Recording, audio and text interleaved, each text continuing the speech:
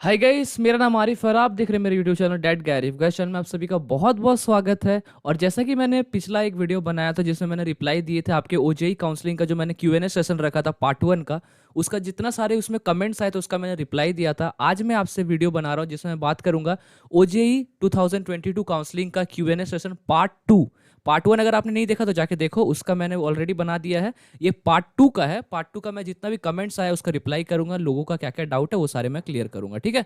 तो सबसे पहला कमेंट ये एमके ऑफिशियल का है। आईजीआईटी में इतना कमेंट है, इसका मतलब मुझे समझ नहीं आ रहा है। तो इसके बाद कमेंट है पल्लवी प्रियदर्शनी का। इनका कमेंट है, प्लीज दो रिप्लाई, अगर मैंने फ्रीज या फ्लोट कुछ नहीं किया तो क्या होगा, क्या वो ऑटोमेटिकली फ्लोट हो जाएगा, प्लीज रिप्लाई करो। जी, अगर आपने फ्रीज नहीं किया है तो वो फ्लोट ही रहेगा। जनरली फ्लोट में ही होता है, अपग्रेडेशन में ही होता है। लेकिन अगर आपने उसको फ्रीज कर दिया तो आपने एक पर्टिकुलर ऑप्शन को लॉक कर दिया। अगर आपने नहीं किया तो वो फ्लोट होते रहेगा, ठीक है। उसके बाद बात कर लेते हैं स्वप्ना सार्थक महापात्रो ने किया है 3,47,072 शायद, हाँ। रैंक में वीएसएसयूटी केमिकल और मेटलर्जी है जीवो। तो चांसेस तो है कि आपका हो सकता है, लेकिन फिर भी आप ट्राई करें, आपका ओजेई काउंसलिंग में आपको पता चल जाएगा। लेकिन चांसेस है 3 लाख में आपको लोअर ब्रांच केमिकल या फिर मेटलर्जी मिल जाएगा, लेकिन नहीं करना चाहिए मेरे हिसाब से उतना लोअर ब्रांच। मेरा यही ओपिनियन रहेगा, बाकी आपके ऊपर डिपेंड करता है। चंद्रशेखर पानी ने कमेंट किया, भैया सीईटी में इलेक्ट्रॉनिक्स का प्लेसमेंट कैसा है। तो कोई भी कॉलेज हो, वो सीईटी हो, वीएसएसयूटी हो, आईजीआईटी सारंग हो, इलेक्ट्रॉनिक्स एंड इलेक्ट्रॉनिक कम्युनिकेशन का सारे कॉलेजेस में प्लेसमेंट ठीक ठाक आता है। बिकॉज वो एक ऐसा ब्रांच है जो कि टेक फील्ड में भी जा सकता है, अपने कोर फील्ड में भी रह सकता है। तो उसके पास वास्ट अपॉर्चुनिटीज हो जाते हैं जॉब्स के लिए, ठीक है। तो हर कॉलेज में ठीक ठाक प्लेसमेंट होता है इसका। ब्रो, पीएमएससी का सीएससी ब्रांच का प्लेसमेंट कैसा है, प्रिंस आलोक ने पूछा है। तो पीएमएससी का सीएससी ब्रांच, पीएमएससी का बात करूं या फिर कोई भी कॉलेज का बात करूं मैं, सीएससी ब्रांच हर कॉलेज का ऑलमोस्ट ठीक ठाक होता है। बिकॉज सीएससी में जनरली आपको टेक्निकल सब्जेक्ट्स ही पढ़ाए जाते हैं। और सीएससी में आपका ब्रांच का प्लेसमेंट कैसा है वो अगर मैं देखूं तो हर ब्रांच का प्लेसमेंट अच्छा होता है, क्योंकि मैक्सिमम जितने भी कॉलेजेस होते हैं ना, सारे कॉलेजेस में जो बड़े बड़े कंपनीज है वो सब टीसीएस होते हैं, इन्फोसिस होता है और विप्रो होती है। यही कंपनी आपको बल्क में हायर करते हैं, ठीक है। तो अगर आपके पास थोड़ा बहुत नॉलेज है सॉफ्टवेयर का, कोडिंग का और वेब डेवलपमेंट का, इस सब का अगर आपके पास नॉलेज है तो आप कोई भी कॉलेज में जाके ऑफ कैंपस हो ऑन कैंपस हो, आप जाके वहां पर प्लेसमेंट ले सकते हो। तो कॉलेज मैटर नहीं करता प्लेसमेंट के लिए कंप्यूटर साइंस का, ठीक है। उसके बाद कमेंट है रश्मि रंजन का, टीएफडब्ल्यू स्कीम में ईडब्ल्यूएस सर्टिफिकेट जरूरी है क्या, और खाली इनकम सर्टिफिकेट से अप्लाई हो जाएगा। तो टीएफडब्ल्यू ट्यूशन फी वेवर में EWS certificate, economically weaker section वाला जो सर्टिफिकेट होता है, ये आपका जरूरत नहीं पड़ता, आपका इनकम सर्टिफिकेट से काम बनता है, ठीक है। उसके बाद कमेंट आता है भाई कृष्णा साहू का, भाई मु रजिस्ट्रेशन बेले भूल रे जनरल देइछि, सो मु सर्टिफिकेट अपलोड बेले जनरल ईडब्ल्यूएस देई पारिबी, कोरोना मोर जनरल ईडब्ल्यूएस अच्छी। तो मैंने इनका पहले रिप्लाई कर दिया, ऐसा आप नहीं कर सकते। जो आपने वहां पर ही फॉर्म में भरा आपका वही चीज फाइनल है, ठीक है। इस बात का ध्यान रखना, इसीलिए मैंने बार बार आपको बताया था कि कभी भी फॉर्म भरना मन लगाकर, दिमाग लगाकर अच्छे से भरना। आप लोगों ने हड़बड़ी से भरा है तो गड़बड़ी किए हो। इसीलिए मैंने 3 3 वीडियोस बनाए इसके ऊपर फॉर्म फिलअप का। तो आपको आराम से फॉर्म भरने का जरूरत था। कृष्णा ऑन ने मैसेज किया, भाई आईजीआईटी में मेटलर्जी इंजीनियरिंग का प्लेसमेंट कैसा है, प्लीज़ रिप्लाई करो। अगर मेटलर्जी का बारे में बात करूँ तो उतना कुछ खास प्लेसमेंट होता नहीं है, क्योंकि मेरे बहुत सारे दोस्त मेटलर्जी ब्रांच से है। तो मेटलर्जी एक ऐसा ब्रांच है, अगर आप कंप्यूटर साइंस टीसीएस उसीएस का प्लेसमेंट लेना चाहते हो तो आप ले सकते हो। लेकिन कोर का जो मैं बात करूँ, मेटलर्जी का उतना सारा प्लेसमेंट आता नहीं है। इस बात का ध्यान आप जरूर रखें। नीतू का मैसेज है, ब्रो आईजीआईटी में मैकेनिकल इंजीनियरिंग का प्लेसमेंट वगैरह कैसा है और टीचिंग फैसिलिटीज़। अगर मैं आपसे बात करूँ मैकेनिकल इंजीनियरिंग के प्लेसमेंट के बारे में, तो मैकेनिकल इंजीनियरिंग भी कोर ब्रांच है। अगर आप कोर में जॉब करना चाहते हो मैकेनिकल इंजीनियरिंग रिलेटेड फील्ड में, तो कंपनीज आते हैं। मैं ये नहीं कहता कि कंपनीज नहीं आते हैं, लेकिन कंपनीज ठीक ठाक आते हैं, लेकिन उतने ज़्यादा आपको अपॉर्चुनिटीज़ नहीं मिलेंगे। आपके 120 स्टूडेंट्स होते हैं, जिनमें से ज़्यादा से ज़्यादा 10 या 12 बच्चों का ही सिलेक्शन हो सकता है। मैं मैक्सिमम टू मैक्सिमम मान के चल रहा हूँ, ठीक है। तो उतने भी सारे कंपनीज नहीं आते हैं, इस बात का ध्यान आप जरूर रखना। और टीचिंग फैसिलिटीज़ के बारे में बात करूँ तो मैकेनिकल इंजीनियरिंग की जो क्लासेस होती है वो पूरे रेगुलरली होती है, यहाँ तक कि उसमें एक्स्ट्रा क्लासेस भी कंडक्ट किए जाते हैं। इस चीज़ का भी ध्यान आप जरूर रखें। अननोन का मैसेज है, सपोज मुझे कोई सीट मिली है फर्स्ट राउंड में, पर मुझे वो सीट नहीं चाहिए, मतलब मुझे उससे और अच्छा सीट चाहिए, तो फिर भी मुझे 10K सीट एक्सेप्टेंस फ़ी है वो देनी पड़ेगी क्या। हाँ, अगर आपको कोई भी सीट चाहिए, कुछ भी चाहिए, आपको रजिस्ट्रेशन प्रोसेस को आगे बढ़ाने के लिए 10,000 रुपीज़ आपको देना ही है। वो आपको जो अच्छा सीट मिले या फिर आप उससे भी अच्छा सीट के लिए आप चाहो, कोई भी सीट के लिए आप चाहो, 10,000 रुपीज़ आपका फीस कंपलसरी है कोई भी कॉलेज में पढ़ने के लिए, वो आपको पहले तो पे करना ही है, ठीक है। उसके बाद कृष्णा साहू कौरेंग मैसेज है, मु बहुत यूट्यूबर नाकू पचारेली हेले के ही आंसर दो नांती प्लीज भाई तुम्हें आंसर दियो। तो ऑलरेडी मैंने आपको आंसर दे दिया दोस्त, टेंशन मत लो, मैं वैसा यूट्यूबर नहीं हूँ, आपका सारे क्वेश्चंस का मैं आंसर देता हूँ। अगर आपको ऐसा लगता है कि मैं सारे क्वेश्चन का आंसर देता हूँ तो कमेंट में ज़रूर बताना, ठीक है। उसके बाद आकाश दे का मैसेज है, भैया अगर मेरा 80 परसेंटाइल है तो ओजेई काउंसलिंग से मुझे सिलिकॉन इंस्टीट्यूट ऑफ टेक्नोलॉजी में CS इलेक्ट्रॉनिक ब्रांच मिलेगा। मैं चॉइस फिलिंग में एक ही कॉलेज डाला हूँ, प्लीज़ रिप्लाई भैया थैंक्स। तो यार ये तो तुमने थोड़ा गलती कर दिया, आपने क्यों ऐसा किया कि आपने एक ही कॉलेज डाला है? आपके पास तो वास्ट अपॉर्चुनिटीज़ थी कॉलेज डालने की, तो एक ही कॉलेज डालने का कोई तो मतलब बनता नहीं है। लेकिन सिलिकॉन एक प्राइवेट इंस्टीट्यूट है तो चांसेस तो बहुत ज़्यादा बनते हैं कि वहाँ पर आपका एडमिशन हो जाएगा, कोई टेंशन मत लो, ठीक है। MK ऑफिशियल का है, भाई वाईफाई सर्विस कैसा है क्या? तो IJT सारंग के बारे में सही ये पूछ रहे हैं, तो मैं बता दे रहा हूँ आपको। IJT सारंग में जो वाईफाई फैसिलिटीज़ है वो आपको हॉस्टल में वाईफाई फैसिलिटीज़ आपको मिल जाता है। ब्रह्मोस में जो कि 3rd ईयर का हॉस्टल है, 3rd year as well as 4th year का हॉस्टल है, और सूर्य भवन में जो कि फाइनल ईयर का स्टूडेंट हॉस्टल है, ठीक है। ये 2 हॉस्टल में आपको वाईफाई फैसिलिटीज़ मिल जाती है, तो इसका कोई टेंशन लेने की दरकार नहीं है। लेकिन 1st ईयर का हॉस्टल और 2nd ईयर का जो हॉस्टल है वहाँ वाईफाई फैसिलिटीज़ अभी तक नहीं है। आशु का मैसेज है, भैया 290K में VSSUT का कौन सा ब्रांच मिल सकता है और केमिकल इंजीनियरिंग परस्यू करना सही होगा क्या?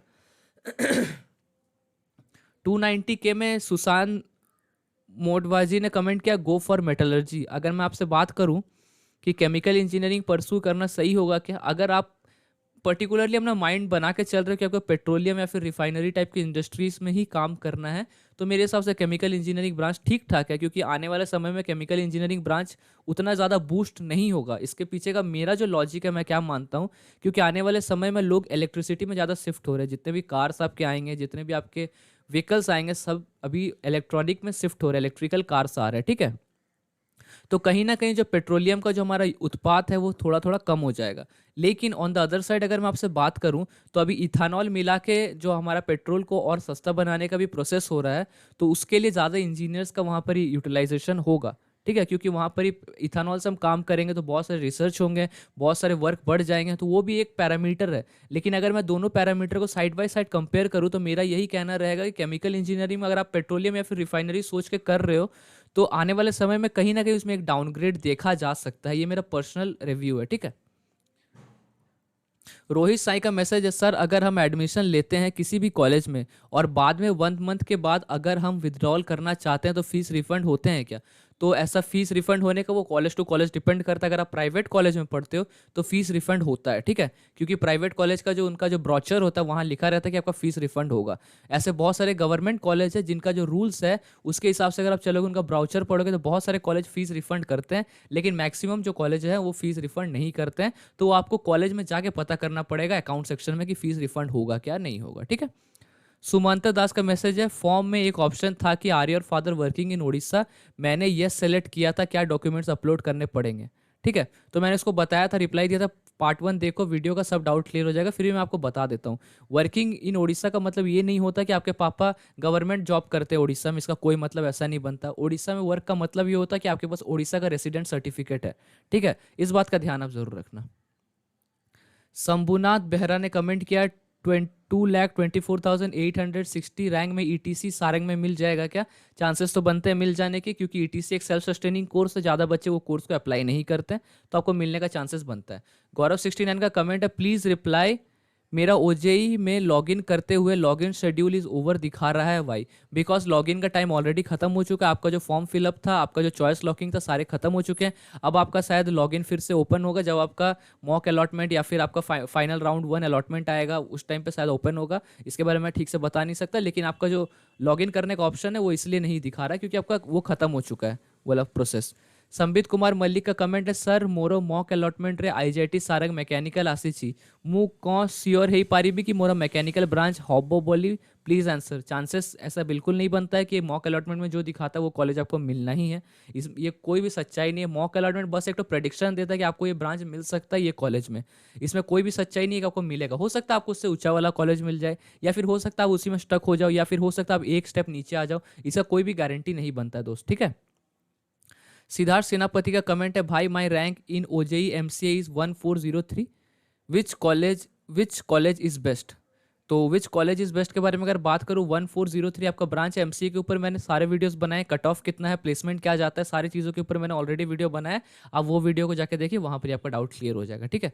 किशांत बेहरा का कमेंट है, सीईटी कॉलेज का कट ऑफ वीडियो करो। Already cut off video uploaded है दोस्त, आप जाके देख सकते हो चैनल में।